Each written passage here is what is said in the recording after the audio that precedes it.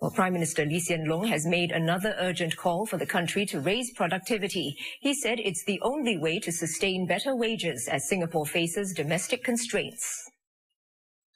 Besides an uncertain external economic environment, Singapore is also facing domestic pressures that will slow the country's growth to between 1% and 3% this year.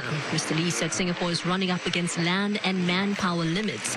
The move to cut back on foreign labour may cause some companies to hold back expansion plans, and some may relocate their operations out of Singapore. While the labour market remains tight, that is, Singaporeans can easily find jobs at all levels, Mr. Lee said this will only push wages up in the short term. He said it would be dangerous to assume complacently that wages can continue to rise indefinitely just by squeezing on foreign workers. Mr. Lee explained that higher wages push up business costs, affect competitiveness, and may cause inflation.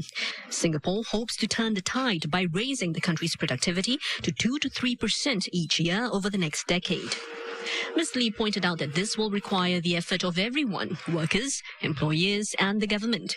He said workers should be adaptable and flexible, keen to reskill, and willing to cross over to new growing industries. While companies, he said, must support this transformation.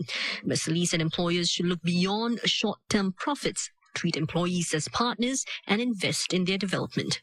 Unions too, he said, must work hard to organize workers who need help in this uncertain environment. Productivity has been a running theme for the many May Day messages this year. In fact, just on Sunday night, the government announced an additional funding of 70 million Sing dollars over the next 3 years for the Inclusive Growth Program to help companies transform their businesses to increase productivity. All this to help increase the wages of Singaporean workers.